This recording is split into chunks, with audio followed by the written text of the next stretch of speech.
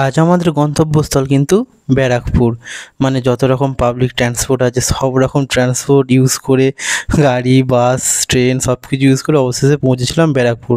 আর ব্যারাকপুর থেকে বেরিয়ে এরকম অনেকগুলো লস্যির দোকান তোমরা দেখতে পাবে। সেই থেকে এই সঞ্জয় লস্যি, এই লস্যির দোকানে আমরা প্রথমে লস্যিটা ট্রাই করলাম। লস্যিটা অবশ্য টিপিক্যাল বাংলা স্টাইল যেমন করে বানায় তেমন করেই ছিল, কিন্তু লস্যিটার ভাই টেস্ট বলতে, যদিও লস্যিটার দাম নিয়েছিল 35 টাকা। 35 টাকা অনুযায়ী আমি বলবো একদম উপরে ছিল দইয়ের ঘন টেক্সচার, তারপর লস্যিটাও খেতে সুন্দর ছিল। আর তারপরে নেক্সট, হ্যাঁ অবশ্যই আমাদের সবার প্রিয় ব্যারাকপুরের আমাদের দাদা বৌদি বিরিয়ানি। দাদা বৌদির হোটেল বলতে সর্বপ্রথম যেটা মাথায় আসে সেটা হচ্ছে বিরিয়ানি কিন্তু।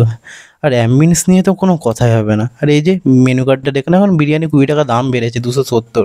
অবশ্য যে কোয়ালিটি আর কোয়ান্টিটি, অবশ্য আমি একটু নিরাশ ছিলাম, কারণ কিছুদিন আগেই আমি গিয়েছিলাম আর তখন যা কোয়ালিটি আর কোয়ান্টিটি ছিল এটার আর এটার মধ্যে কিন্তু অনেক তফাৎ। যাই বলো তোমরা, আগে কোয়ান্টিটিও বেশি ছিল আর কোয়ালিটিও বেশি ছিল। কিন্তু আগে আমরা এক প্লেট নিলে দুজনে পেট ভরে খেতাম, কিন্তু এই কোয়ান্টিটির দুজনের পেট ভরল না। কেন জানি না, তবে টেস্টটা মোটামুটি ছিল, খুব একটা যে আহামরি সেরকম কিছু না। আর তারপরই ভাই বিরিয়ানি কাটা তো মানে ঝড়ের গতিতে কাটছে। আর তারপরই বেরিয়ে অবশেষে ব্যান্ডেলে এসে এখানে একটা এই ফুড কাউন্টার আছে, এখান থেকে নিয়েছিলাম ডার্ক ফ্যান্টাসি।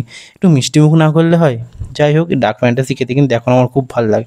তারপর যেতে যেতে শেষে ডার্ক ফ্যান্টাসিটা ভালো ছিল, আর শেষে এই বাদাম বাদাম একদম